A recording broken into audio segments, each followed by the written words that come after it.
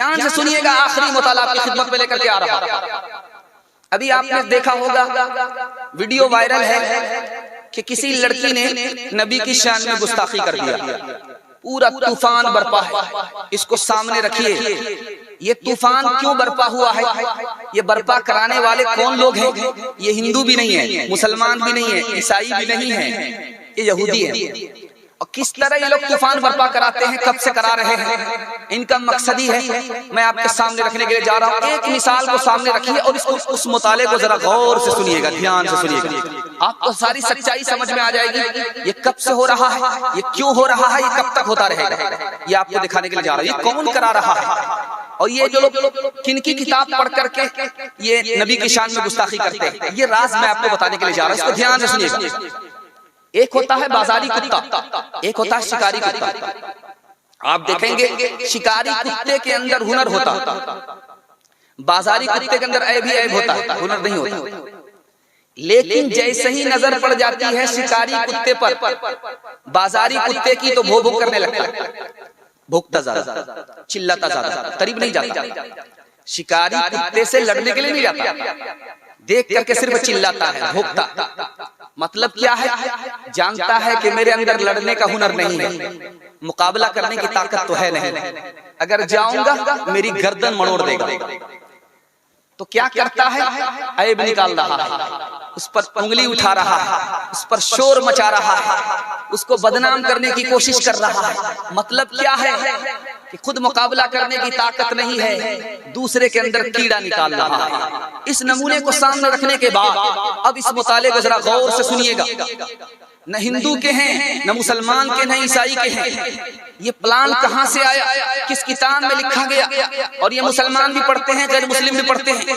ये किताब आज तक छप रही है, उस पर कोई पाबंदी के लिए आवाज नहीं उठा रहा है, न मुसलमान उठा रहा है, न गैर मुस्लिम उठा रहा है, न ईसाई उठा रहा है। ये साजिश प्लानिंग कौन कर रहा है? यहूदी कर रहा, दिखाने के लिए जा रहा हूं। मरियम के ऊपर उंगली उठाई, अल्लाह की पनाह कहा कि जिना किया। मरियम के ऊपर उंगली उठाई, क्या कहा कि जिना किया। मरियम लाखों में एक औरत है, उसको उस पर उंगली उठाई गई है। लाखों में एक औरत है, उन पर उंगली उठाई गई है। मकसद क्या है ये मैं आपको बताऊंगा। हजरत आयशा लाखों में एक औरत है, उन पर उंगली उठाई गई है कि अल्लाह की पनाह इन्होंने जिना किया।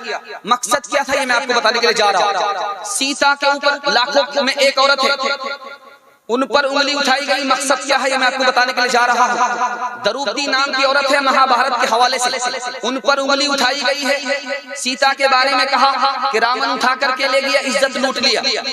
द्रौपदी के बारे में कहा एक जमीन पर 5-5 हल चलाया गया। द्रौपदी के ऊपर उंगली उठाई जा रही है, सीता के ऊपर उंगली उठाई जा रही है, और किसके ऊपर उंगली उठाई जा रही है? मरियम के ऊपर उंगली उठाई जा रही है। हजरत आयशा के ऊपर उंगली उठाई जा रही है।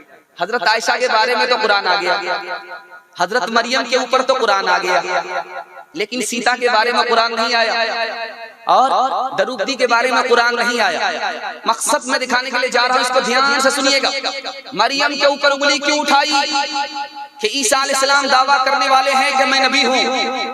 जब माँ के ऊपर उंगली उठा देंगे कि इसकी माँ ऐसी वैसी थी, तो ईसा अलैहिस्सलाम को कोई नबी नहीं मानेगा, नबी का ताज छीना चला जाएगा, हजरत ईसा बदनाम हो जाएंगे। माँ को बदनाम करने का मकसद है ताकि हजरत ईसा बदनाम हो जाए, इसलिए हजरत मरियम के ऊपर उंगली उठा दिया। हजरत आयशा के ऊपर उंगली उठाने का मकसद क्या था? ताकि नबी के सर से पगड़ी उछाल दे, नबी को बदनाम कर दे। इस मकसद से हजरत आयशा के ऊपर उंगली उठाई। और सीता के ऊपर उंगली उठाने का मकसद क्या था? राम को बदनाम कर दिया जाए। द्रौपदी के ऊपर उंगली उठाने का मकसद था ताकि पांडवों को बदनाम कर दिया जाए। मैं आपको राज बता रहा हूं, इसको ध्यान से सुनिएगा। द्रौपदी के ऊपर उंगली उठाई गई, सीता के ऊपर उंगली उठाई गई, हजरत आयशा के ऊपर उंगली उठाई गई। आप देखेंगे हजरत आयशा के ऊपर उंगली उठाने का मतलब है मुसलमान की शान को घटाना। मरियम के ऊपर उंगली उठाने का मकसद है ईसाई की शान को घटाना। सीता के ऊपर उंगली उठाने का मकसद है हिंदू की शान घटाना। द्रौपदी के ऊपर उंगली उठाने का मकसद है हिंदू की शान घटाना। तो शान किसकी रहेगी? ईसाई की शान चली गई भाड़ में, मुसलमानों की शान भाड़ में चली जाएगी, हिंदुओं की शान भाड़ में चली जाएगी, तो किसकी शान रहेगी? यहूदियों की शान रहेगी।